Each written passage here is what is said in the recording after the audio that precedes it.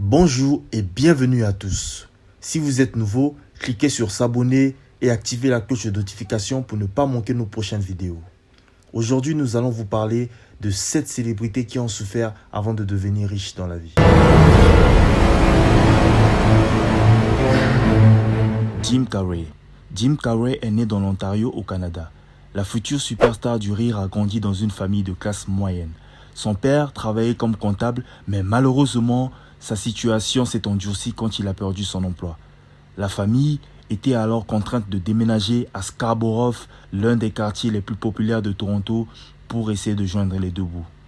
Jim Carrey a dû alors travailler dans une usine de pneumatiques 8 heures par jour. Le pauvre n'a jamais ainsi pu terminer le lycée. Il vit alors dans un camping-car et se fait la main comme comédien dans des salles de stand-up. Jim était tellement drôle qu'il avait décroché un rôle dans un sitcom canadien appelé The Duck Factory. Sa souplesse faciale lui a permis alors d'enchaîner les rôles aux États-Unis d'Amérique, jusqu'à devenir l'un des comédiens les mieux payés d'Hollywood. Et oui, la misère n'est pas éternelle pour certaines personnes. Sa fortune aujourd'hui est estimée à 150 millions de dollars. Yann Koum. Sur votre portable, vous avez probablement déjà l'application de messagerie WhatsApp installée.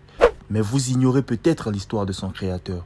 Yann Koum est né en 1976 en Ukraine. Sa famille émigre aux États-Unis lorsqu'il a 16 ans. Et ils vivent dans une grande pauvreté. Pour la petite histoire, la famille Koum survivait grâce au programme alimentaire de l'État. Yann Koum a largement pris sa revanche lorsque Facebook a racheté son application pour 19 milliards de dollars et aujourd'hui, sa fortune personnelle est estimée à 7,9 milliards de dollars. Mark Cuban. Son premier coup, Mark Cuban l'a fait à 12 ans. À cette époque, l'actuel propriétaire des Mavericks de Dallas vendait des sacs poubelles pour s'offrir la paire de baskets de ses rêves. Issu d'une famille ouvrière, ce petit-fils d'immigrés russes a d'ailleurs toujours eu le génie pour parvenir à ses fins. Pour se payer l'université, il s'est improvisé revendeur de collections de timbres. Pour se lancer dans les affaires, il a fait tous les petits boulots possibles, de barman à professeur de danse. Mais c'est en vendant les logiciels de gestion qu'il fera fortune. Il revend alors son entreprise d'édition de logiciels et devient millionnaire. Il crée ensuite Broadcast.com que Yahoo lui achète à 5,7 milliards de dollars, au plus fort de la bulle Internet. Il est alors devenu milliardaire, essuyant toutes difficultés qu'il a rencontrées dans sa jeunesse. Li Ka-shing.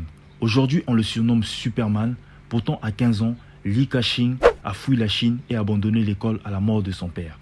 Il a commencé à vendre des bracelets et des montres dans la rue pour survivre. Puis, il a trouvé un poste dans une usine. À la fin des années 40, il ouvre avec ses économies une usine de plastique. Le voilà qui fabrique des fleurs en plastique dans l'ex-colonie anglaise. Il remarque qu'en Europe, le marché des fleurs artificielles est porteur. Ils seront en Italie pour s'imprégner des techniques de production de fleurs en plastique et démarre la production.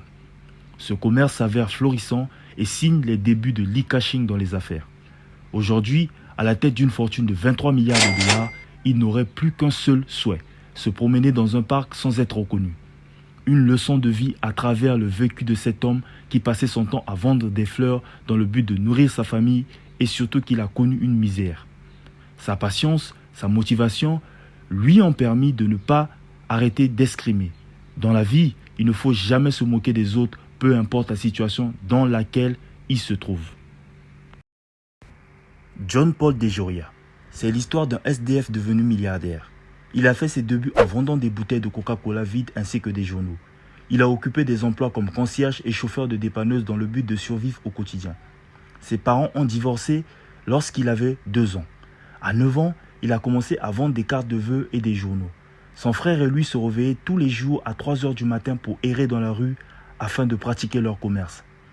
Petit, son rêve était de décrocher un job qui allait lui permettre de gagner 150 dollars par semaine. Il voulait avoir une petite maison et conduire une belle voiture. Mais il était trop timide pour demander de l'aide à quiconque. À l'approche de ses 20 ans, il a divorcé de sa première femme avec qui ils ont eu un fils. Il sortait pour collecter des bouteilles de Coca-Cola vides et les vendait pour 2 ou 3 cents. Son fils et lui vivaient de riz, patates, céréales, macaronis et fromage. Il aspire à suivre des études de médecine dentaire, mais les frais d'inscription n'étaient pas à sa portée. Par faute de moyens, il s'oriente dans le secteur commercial et commence à vendre des encyclopédies. Il passe ensuite aux photocopieurs et aux polices d'assurance.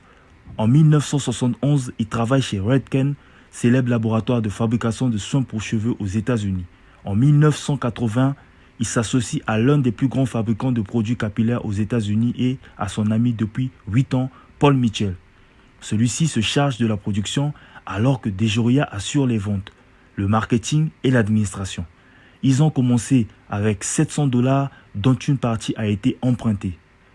Il a réalisé une ascension fulgurante dans la jungle de Los Angeles Est. Sa vie est une nouvelle version du rêve américain, grâce au dur labeur, à la motivation et la persévérance. Il a pu devenir le cofondateur de John Paul Mitchell Systems, actionnaire de Skidmore et Lone Star Energy. C'est une histoire qui donne de l'espoir. Serge Ibaka. Serge Ibaka vivait avec son père et malheureusement ce dernier fut emprisonné à Kinshasa en 2001. Pendant 2 ans, il n'est pas allé à l'école parce qu'il n'y avait personne pour lui payer des études. Il a commencé alors à jouer au basket à l'âge de 7 ans parce que son père et sa mère y jouaient. Son père jouait pour l'équipe du Congo-Brazzaville et sa mère pour l'équipe du Congo-Kinshasa. Ce que Serge a enduré lui a rendu plus fort. Il courait chaque jour à partir de 4 h du matin et souvent après le sport, il n'avait pas de quoi manger ni boire. Le même oncle que Serge supporte financièrement aujourd'hui l'avait chassé de sa maison quand il avait 12 ans. Il dormait dans la rue, demandait de l'argent, mais aujourd'hui il les a tous pardonnés. Quelque chose dans son cœur n'a jamais arrêté de dire « n'abandonne pas le basket ». Drafté en 2008, ce jeune basketteur congolais qui a vécu une enfance tragique, qui n'avait parfois pas les chaussures de sport pour jouer au basketball, est aujourd'hui dans le cercle des joueurs les plus importants de la NBA. Si les histoires précédentes ont été bouleversantes, nous allons clôturer la liste avec Jack Ma. Jack Ma, de son vrai nom Mayu, est né le 10 septembre 1964 à Hangzhou dans le sud-est de la Chine. Après la visite du président américain Richard Nixon à Hangzhou en 1972, la ville natale de Jack Ma est devenue un haut lieu de tourisme. Alors qu'il était adolescent, Jack Ma commence à se lever tôt pour aller à l'hôtel principal de la ville et offrir aux visiteurs des visites guidées en échange des cours d'anglais. Le surnom de Jack lui a été donné par un touriste avec qui il s'était lié d'amitié. Le monde de Jack Ma a commencé à changer quand il ne trouva pas le nom d'une bière chinoise dans les résultats d'un moteur de recherche. Il était vraiment surpris, c'est là qu'il décida de fonder une société internet pour la Chine. Si ces 2 premières entreprises n'ont pas marché, 4 ans plus tard, il a réuni 17 de ses amis dans son appartement pour un brainstorming et les a convaincus d'investir dans sa vision pour une plateforme de vente en ligne qu'il avait décidé d'appeler Alibaba. Aujourd'hui, sa fortune personnelle est estimée à 40,8 milliards de dollars, ce qui fait de lui l'homme d'affaires chinois le plus riche de Chine. Alors, quelle histoire vous a le plus touché? Répondez en commentaire et abonnez-vous en activant la cloche pour être notifié de nos prochaines vidéos.